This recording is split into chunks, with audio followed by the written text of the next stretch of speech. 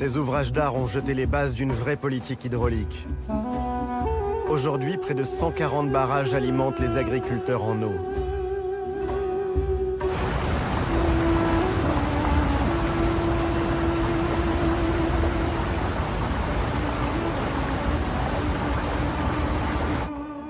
De ce souci de l'eau est né un art, un savoir-faire qui a donné naissance à de remarquables bassins.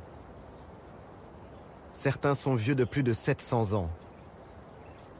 Le bassin de la Ménara est alimenté par un système hydraulique. Il achemine l'eau depuis les montagnes, à 30 km environ de la ville de Marrakech.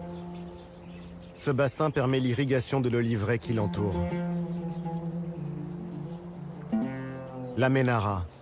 On ne compte plus les légendes qui sont nées de ce lieu. On raconte que le roi Moulay Ismail y aurait noyé nombre de ses conquêtes après les avoir séduites.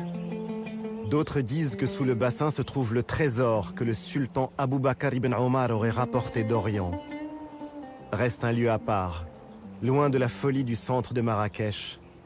Une promenade pour les amoureux.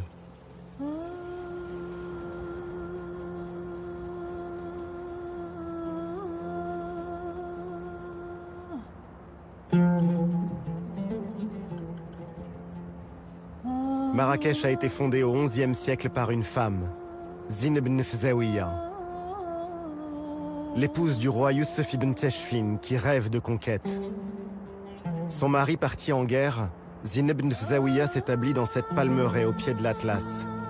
C'est elle qui en conçoit les tracés et qui administre ce qui est rapidement devenu une cité prospère.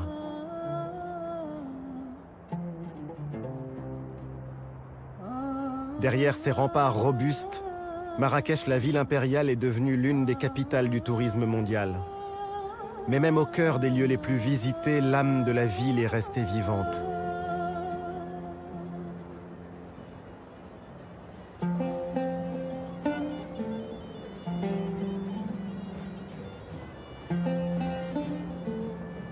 La place Jemaa el-Fna reste une scène de spectacle à ciel ouvert. Un lieu où s'entend encore le génie des conteurs, les rires, les prophéties des voyantes, où les discours sacrés côtoient les paroles profanes.